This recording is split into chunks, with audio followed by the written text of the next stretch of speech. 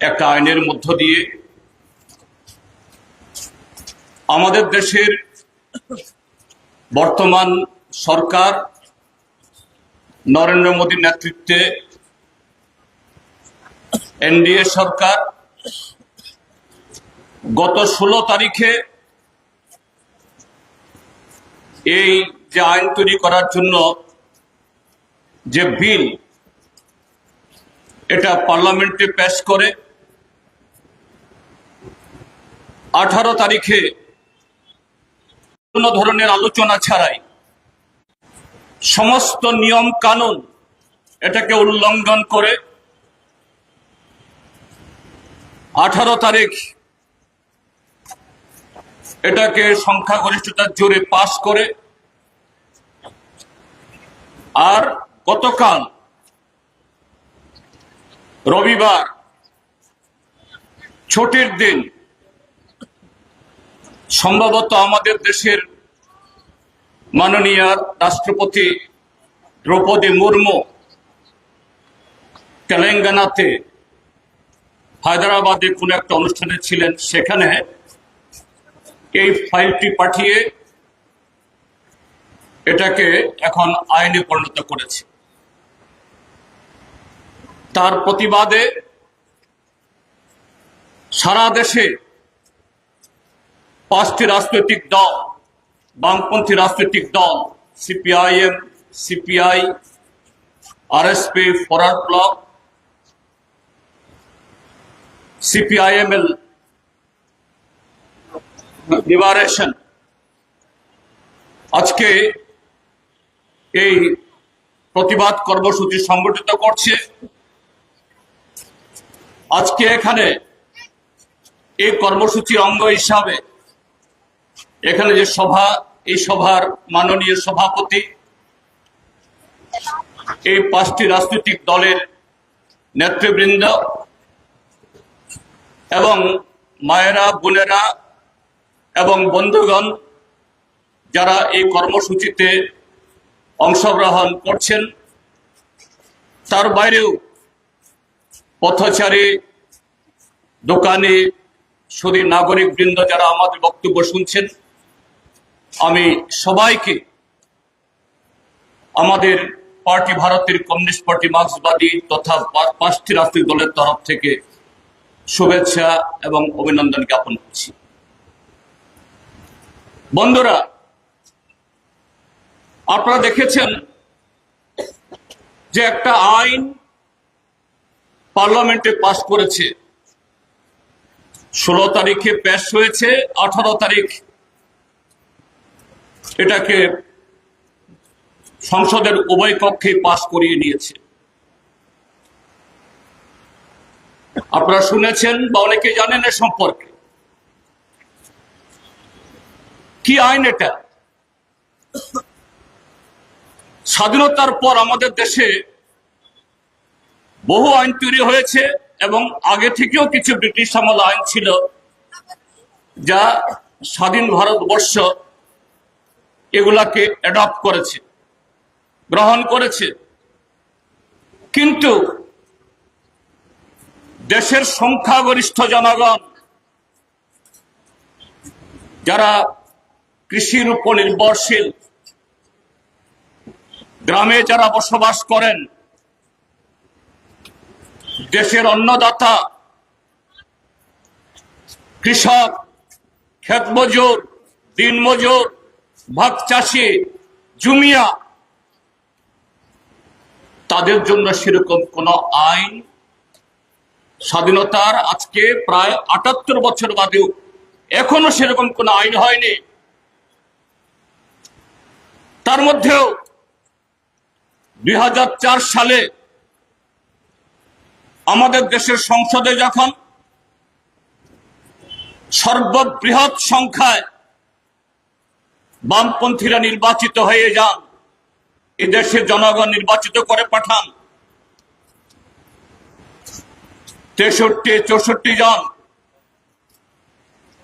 তখনই এই বামপন্থীদের তরফ থেকে যে দাবি বামপন্থীরা স্বাধীনতার সংগ্রামের সময়ে উচ্চারণ করে আসছিলেন এবং স্বাধীনতার পর আমাদের দেশের সংসদ গঠন হওয়ার পর থেকেও এই দাবিগুলো তুলে আসছিলেন। তার একটা এই ছোট্ট আইন প্রণীত হয় এই 63-64 জন সংসদের উপর, তাদের সমর্থন নিয়ে ডক্টর মনমোহন সিং এর সরকার নেতৃত্বে যে ইউপিএ এক সরকার গঠিত হয়েছিল, তারা ন্যূনতম কর্মসূচির ভিত্তিতে আইন কি, যে দেশের গ্রামীণ পরিবার প্রত্যেককে যারা জব কার্ড পেতে চান, একটা জব কার্ড দিতে হবে। আর সেই জব কার্ডের যিনি মালিক, তিনি যদি কাজ চান বছরের যে কোনো মরশুমে, শীত, বর্ষা, গ্রীষ্ম বা যে কোনো সময়তে 15 দিনের মধ্যে তাকে কাজ দিতে হবে। যদি 15 দিনের মধ্যে যদি সরকার কাজ দিতে না পারে, তাকে ক্ষতিপূরণ দিতে হবে। এটা শুধু যারা সক্ষম এরকম পরিবারের সদস্য তাদের না, অনেক পরিবার আছেন বিকলাঙ্গ, অনেক পরিবার আছেন সেখানে অল্প বয়সী বা সেরকম তরুণ সদস্য নেই, প্রবীণা মাত্র, তাদেরকেও সেখানে তাদের মতো করে কাজ দিতে হবে।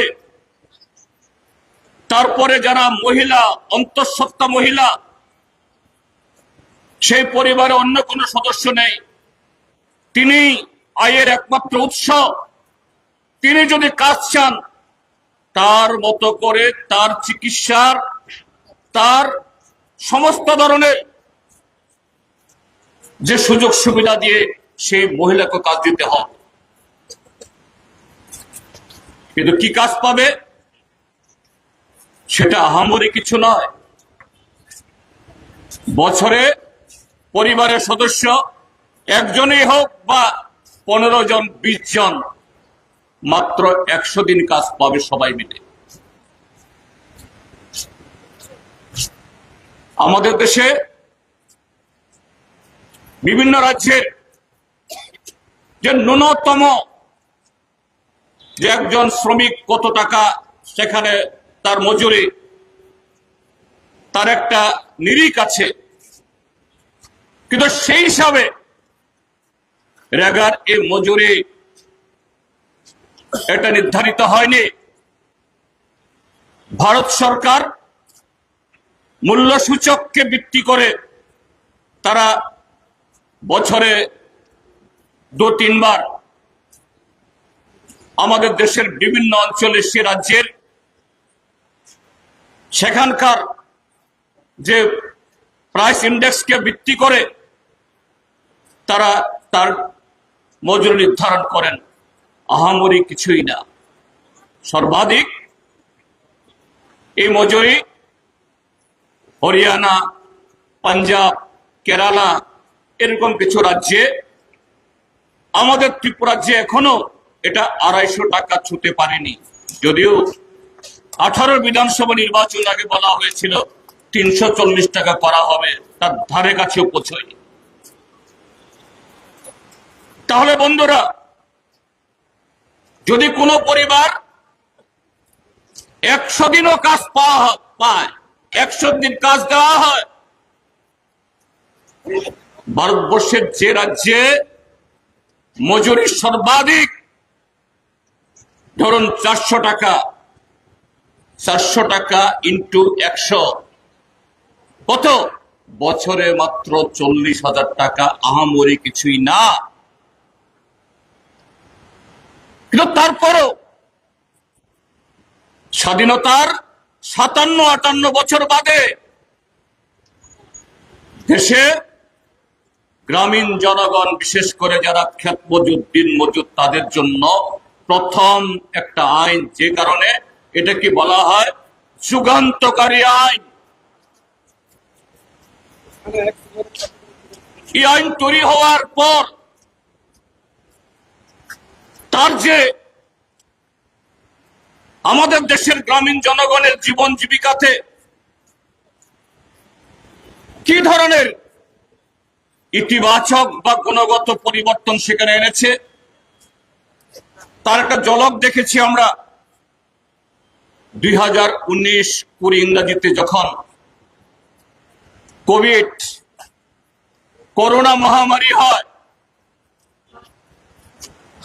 আমাদের দেশে এই 100 দিনের কাজের গ্যারান্টি, কাজ চালিয়ে দিতে হবে, এই আইন বলবৎ থাকলেও আমরা ত্রিপুরাজ্যের মানুষ গত 7.5টা বছর আমরা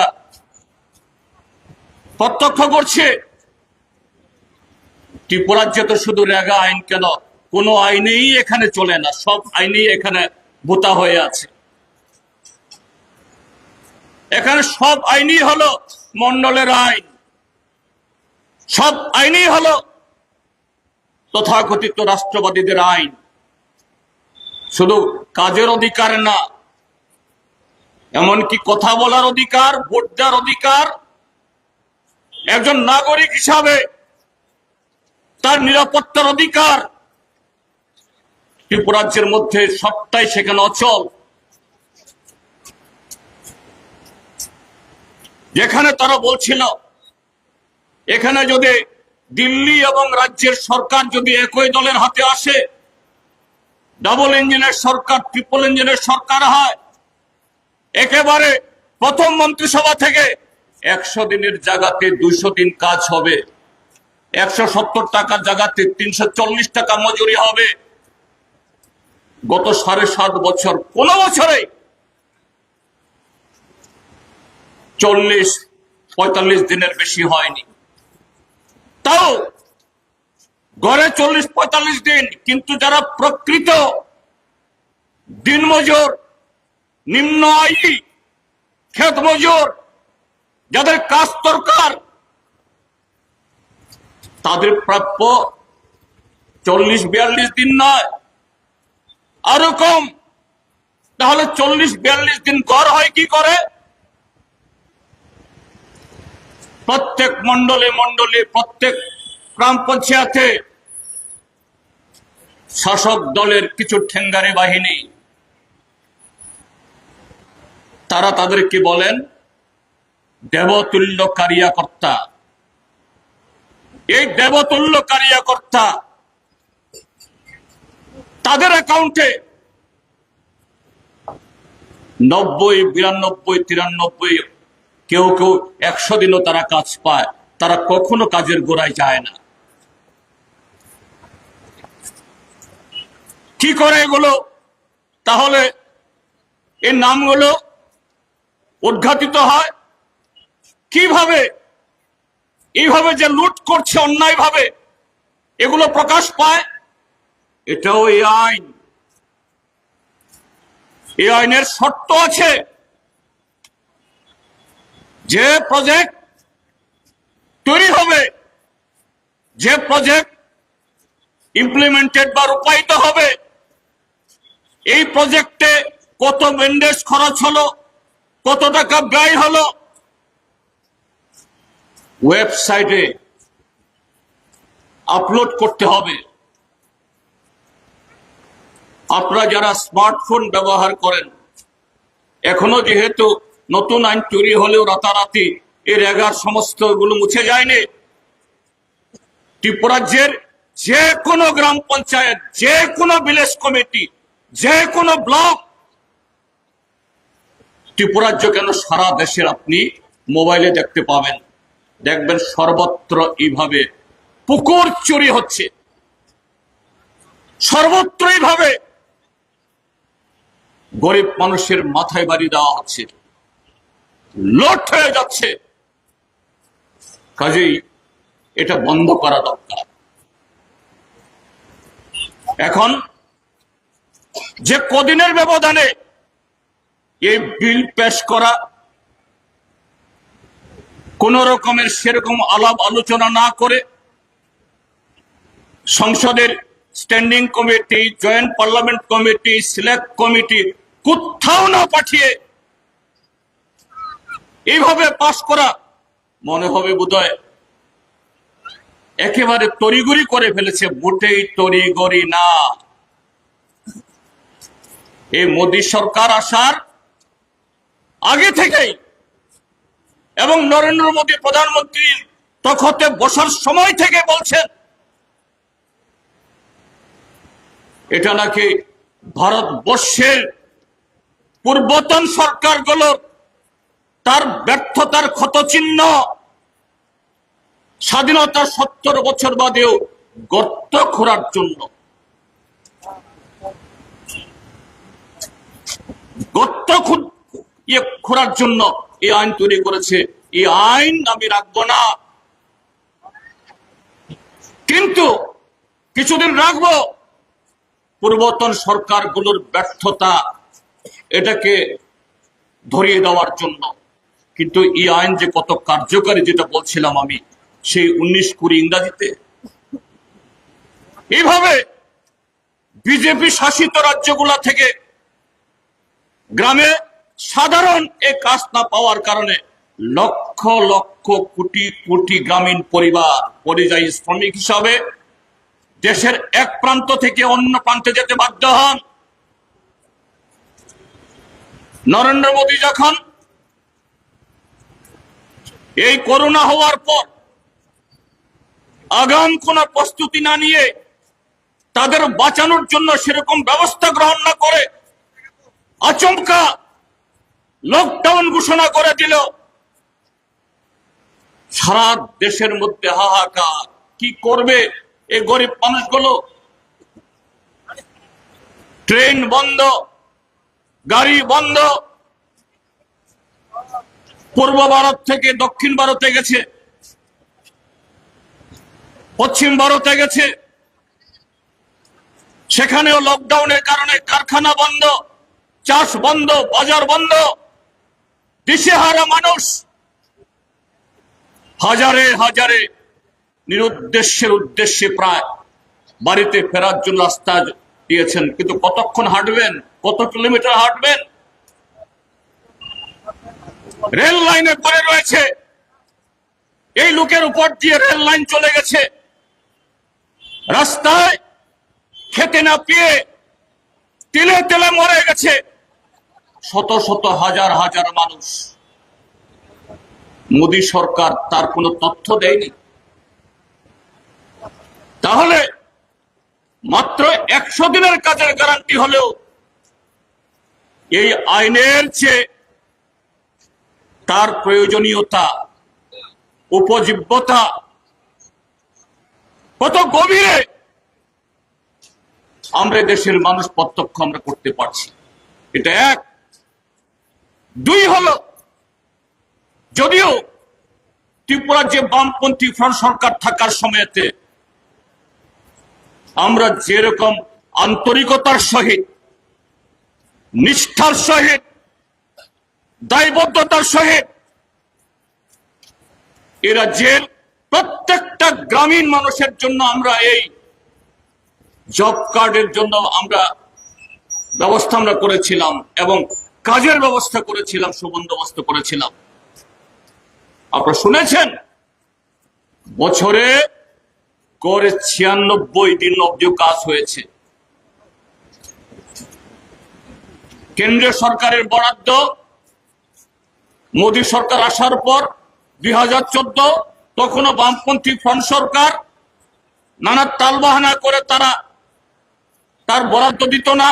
তখনও সারা দেশের মধ্যে যা হয়নি বা সারা দেশের মধ্যে সবচেয়ে বেশি কাজ হয়েছে এখানে।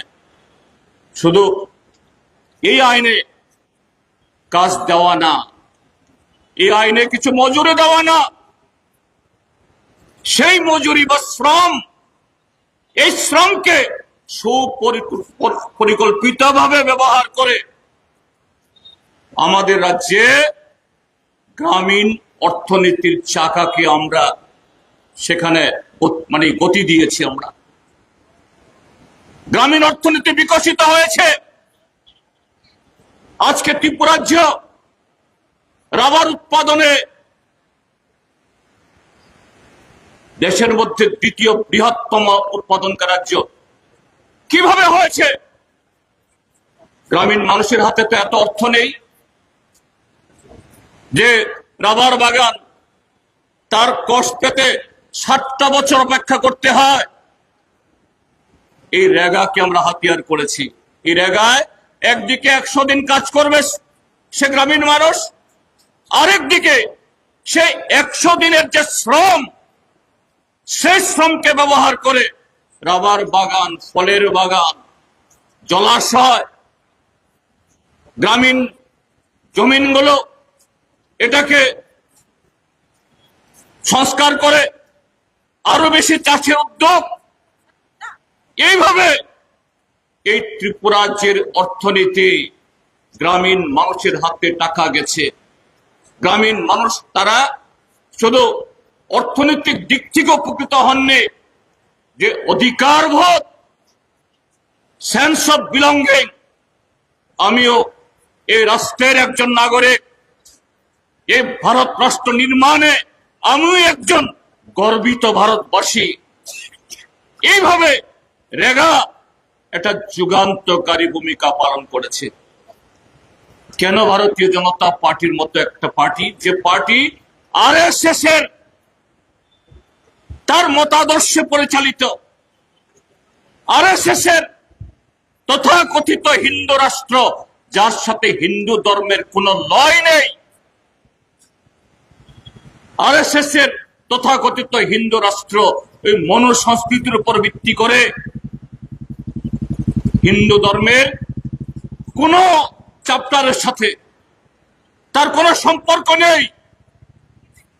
সেখানে শুধু হিংসা, সেখানে কিছু শুধু নারী এবং পুরুষের মধ্যে সেই মধ্যযুগীয় ভাবনা চিন্তা, সেখানে শুধু মুষ্টিমেয় যারা তথাকথিত উচ্চ বর্ণের তাদের জন্য সমস্ত বিধান তৈরি করা। কাজে সেই বিজেপি সরকারে আসীন হয়ে রেগার মতো একটা যুগান্তকারী আইন তারা কেন চালু রাখবেন? এই নতুন আইন, জিরামজি আইন তৈরি হওয়ার আগে গত 11 বছর আমরা কি দেখেছি? ভারতবর্ষের ব্যাংকগুলা থেকে, রাষ্ট্রায়ত্ত ব্যাংকগুলা থেকে হাজার হাজার কোটি টাকা নিয়ে এই নরেন্দ্র মোদী, অমিত শাহ ঘনিষ্ঠ, বিজেপি ঘনিষ্ঠ সমস্ত কালোবাজারে মজুদদাররা বিদেশে পালিয়ে যায়, আমাদের ব্যাংকগুলাকে লাল বাতি জ্বালিয়ে। এদের জন্য কোনো নিয়ম কানুন নাই, মনিটরিং নাই। দেশে যে একচেটিয়া পুঁজিগুলোকে তারা ক্রমশ তাদের হাতে সমস্ত সম্পদ তুলে দিচ্ছে, আম্বানি, আদানি, কয়লার খনি থেকে শুরু করে তেলের খনি, রেলওয়ে, বিমানবন্দর, সর্বশেষ ভারতবর্ষের ইন্স্যুরেন্স, ব্যাংক, তাদের জন্য এত নিয়ম কানুন, এত গ্যারান্টার, এত সিকিউরিটি কিছুই নেই। কিন্তু এই রেগা মাত্র 100 দিন কাজ পাবে, তাও দেওয়া হয় না। তার জন্য হাজার আইন, সকালে একবার ছবি তুলতে হবে, বিকালে গিয়ে আরেকবার ছবি তুলতে হবে।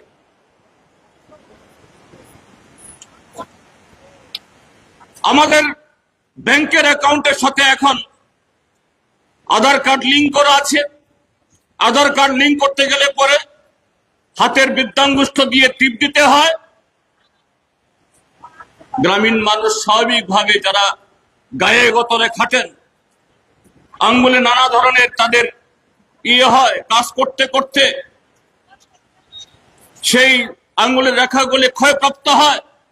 কাজ করার পরও সেই ইয়েতে রেশন কার্ডে যেমন টিপ দিতে লাগে, এরকম ভাবে রেগার যখন পেমেন্ট করতে টিপ দিতে লাগে, মিলে না। কাজ করার পরও এরা মজুরি পায় না। এরপরে বলা হয় আউটপুট, অর্থাৎ এই রেগার কাজে যতটুকু সম্পদ তৈরি হওয়ার আছে এগুলো হয়নি। মজুরি 250 টাকা বাড়া থাকলেও 250 টাকা মজুরি পুরা পাওয়া যায় না। 200 টাকা, 150 টাকা আরো কমে সন্তুষ্ট থাকতে হয়। তারপর এই আইনে বলা আছে কাজ করার 1 সপ্তাহের মধ্যে মজুরি দিতে হবে। ত্রিপুরা রাজ্যের মধ্যে আমরা দেখেছি 3 মাস, 4 মাস, 5 মাস, 6 মাস পরেও মজুরি দেওয়া হয় না। এইভাবে রেগা আইন পরিবর্তন করার আগেই, বাতিল করার আগেই এখানে নানা প্রতিবন্ধকতা, যেটা নরেন্দ্র মোদীর নিজের মুখের ভাষা, আমি খোদ শুনেছি, তখন আমিও সাংসদ ছিলাম। गद्दा घुटने के लिए ये MGNरेगा इसको हम नहीं रखेंगे, कुछ दिन रखेंगे। কেন? আগেকার সরকারের ব্যর্থতা প্রমাণ করার জন্য। এইভাবেই গত 11 বছরেও এই রেগাকে কখনো তারা সম্মান দেয়নি। আর এখন শুধু আইনটা পাল্টে নতুন আইন তৈরি করেনি, এই আইনের খুল নলচা পাল্টে দিয়েছে।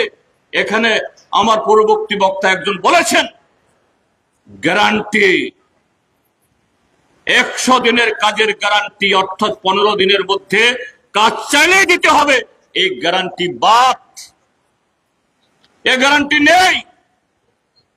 এবং আমি নিশ্চিত, যদিও এর নিয়ম কানুন বিধি তৈরি করতে সময় লাগবে, এখন রেগাতে ওয়েবসাইটে যে সমস্ত চোরদের ধরা পড়ছে, তাদের নাম উঠে আসছে, এগুলো কিচ্ছু থাকবে না, যাতে দেবতুল্য কারিয়াকর্তারা আরো বেশি করে লুট করার সুযোগ সেখানে পায়।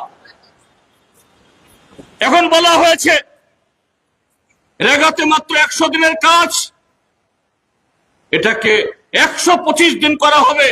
আরে রেগা আইন থাকার সময়তেই তো তুমি 125 দিন করতে পারতে।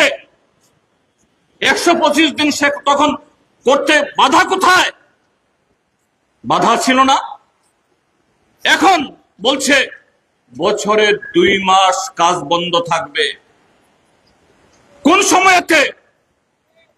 যখন গ্রামের যারা কুলাক, গ্রামের যারা মহাজন, গ্রামের জমিদার, তাদের ফসল কাটার মরশুম যখন হবে, তারা যাতে সস্তায় মজুর পায়, সস্তায় শ্রমিক পায়, ওই সময়তে এই কাজ হবে না। তার মানেটা কি? শুধু 100 দিনের কাজের গ্যারান্টি হরণ করা হলো না, আপনাকে গ্রামীণ মানুষকে বাধ্য করা হবে। যখন অন্য কাজ থাকবে না, গ্রামীণ শ্রমিকরা বাধ্য হয়ে পেটের দায়ে এই জমিদারদের জমিতে যাবে কাজের সন্ধানে। তখন 300 টাকার মজুরি বলবে, 150 টাকা কাজ করলে আসো, এর থেকে বেশি চাইলে পাবে না। এইভাবে আবার দাসত্বের দিকে আমাদের দেশে গ্রামীণ জনগণকে ঠেলে দেওয়ার চেষ্টা সেখানে হচ্ছে। বন্ধুরা, এখানে শেষ না।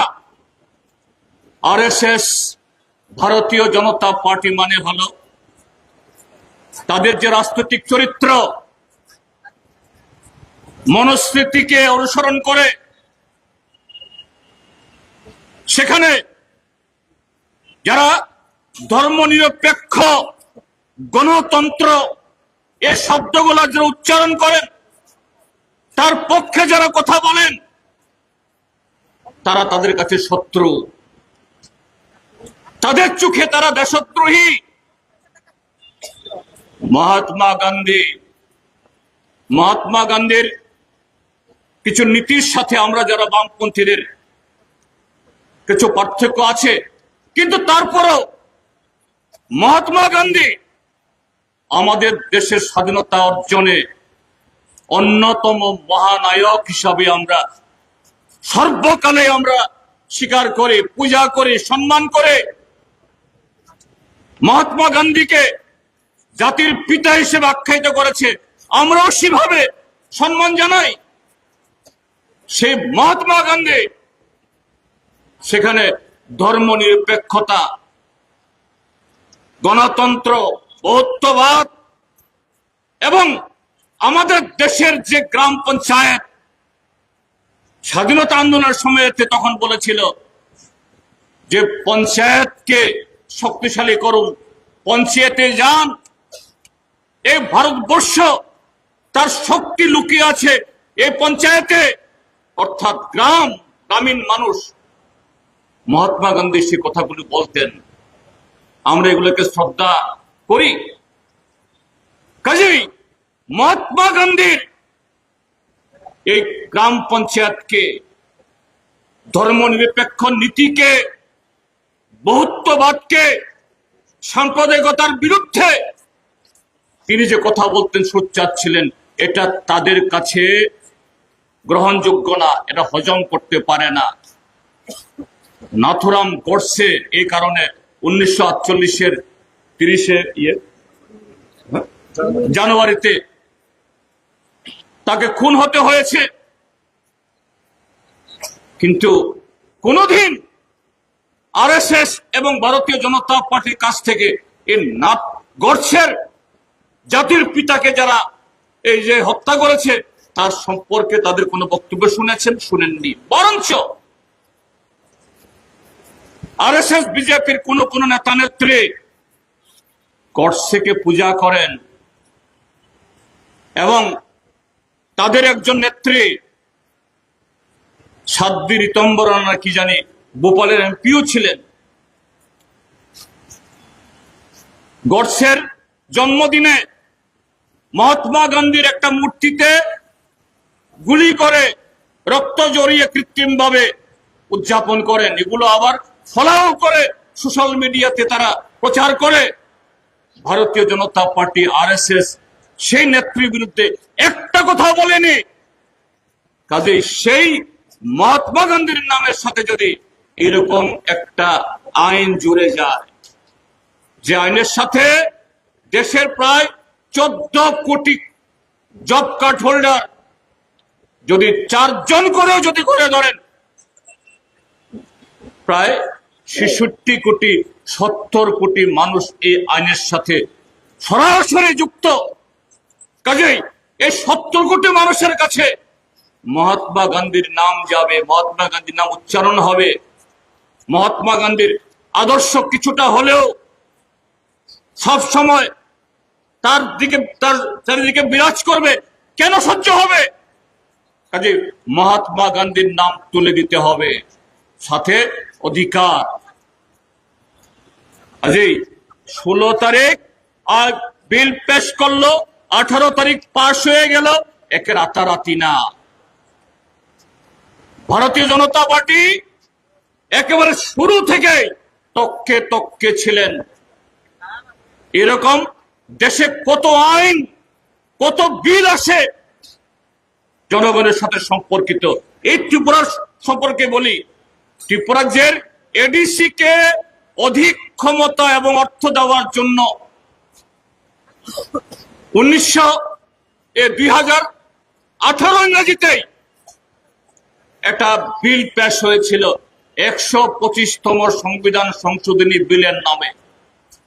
ত্রিপুরা রাজ্যে মোথা, আইপিএফটি তাদেরকে ধরে রাখার জন্য, ত্রিপুরা রাজ্যের ট্রাইবেলদের বোকা বানিয়ে এদের সমর্থন আদায় করার জন্য মাঝে মধ্যেই নরেন্দ্র মোদী, অমিত শাহ ত্রিপুরা রাজ্যে এসে কুম্ভীরাস্ত্র ফেলেন।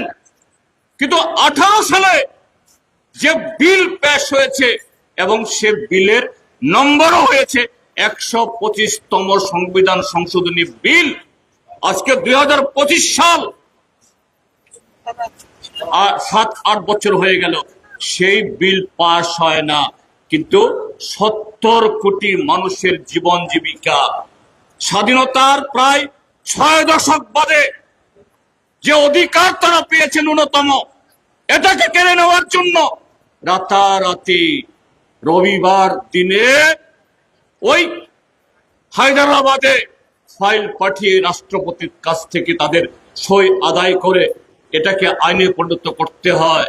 কতটুকু জনবিরোধী, স্বৈরাচারী এবং রাষ্ট্রপিতার যে চিন্তা, জাতির জনকের চিন্তার বিরোধী এই ভারতীয় জনতা পার্টি আরএসএস এই আইন বাতিল করে নতুন আইন আনার মধ্য দিয়ে তাদের শ্রেণী চরিত্র এবং তাদের রাজনৈতিক চরিত্র আজকে এটাই প্রমাণ করলো। কাজে তার বিরুদ্ধে আমাদের লড়াই জারি রাখতে হবে। এই আইন রিপিল বা বাতিল হয়ে গেছে ঠিক, এখন রাষ্ট্রপতি সই করেছেন মানে আইনে পরিণত হয়ে গেছে, এটা ঠিক। কিন্তু তারপরও দেশের সংখ্যাগরিষ্ঠ মানুষ, লক্ষ লক্ষ কোটি কোটি মানুষের তার জীবন জীবিকা এবং ন্যূনতম অধিকারের সাথে এই আইন, রেগা আইন সম্পর্কিত। কাজে আমাদের লড়াই আগামী দিন আরো জোরদার করতে হবে, যাতে এই নতুন আইন বাতিল করে পুরনো আইন আবারও পুনর্বহাল করতে বাধ্য হন। তার জন্য সমস্ত গণতান্ত্রিক শক্তি, ধর্মনিরপেক্ষ শক্তি, আমরা বামপন্থীরা তো আছেই, আমরা আহ্বান জানাবো সমস্ত গণতান্ত্রিক শক্তি ঐক্যবদ্ধ হন। আগামী দিন আরো জোরদার ভাবে মোদী সরকারের এই স্বৈরাচারী, গরিব বিরোধী এবং আমাদের ধর্মনিরপেক্ষ এবং গণতান্ত্রিক চরিত্রকে যারা অস্বীকার করে, অসম্মান করে, জাতির পিতাকে এইভাবে, কখনো শুধু মহাত্মা গান্ধী কেন, ওই রবীন্দ্রনাথ, বঙ্কিমচন্দ্র, স্বাধীনতার সময়তে যাদের কোনো যোগাযোগই ছিল না, বন্দে মাতরম নিয়ে সেদিন বক্তৃতা করছেন বঙ্কিম দা, কবে বলবেন রবীন্দ্র দা, তারপরে কবে বলেন মহাত্মা ভাই, গান্ধী ভাই। কি ধরনের এদের ভেতরে ঘৃণা, এদের ভেতরে দেশের যারা স্বাধীনতা সংগ্রামী, দেশের যারা আমাদের যে এই দেশের মহান সন্তানদের প্রতি এদের ভক্তি বা এদের সম্মান, এ থেকে বোঝা যায়। তার বিরুদ্ধে আমাদের লড়াই আজকে শুধু এই প্রতিবাদ সভা করার মধ্য দিয়ে না, সারা ত্রিপুরাজ্যের মধ্যে এইভাবে 5টি বামপন্থী দল যৌথভাবে করবে। আগামী দিনেও জাতীয় স্তরে আমাদের আন্দোলন চলবে এবং এই আইন পুনর্বহাল করার মধ্য দিয়ে মোদী সরকারকে আমরা তাকে বাধ্য করব, এর জন্য সকলে প্রতিজ্ঞাবদ্ধ হবেন এই আশা ব্যক্ত করে আপনারা ধৈর্য ধরে আমাদের কথা শুনেছেন এবং আগামী দিনেও এই চেতনা এটাকে পাথেয় করে আরো শক্ত বিতদার করিয়ে আরো জোরদার লড়াইয়ের জন্য তৈরি থাকবেন, এই আহ্বান জানিয়ে আমার বক্তব্য শেষ করছি। সবাইকে নমস্কার।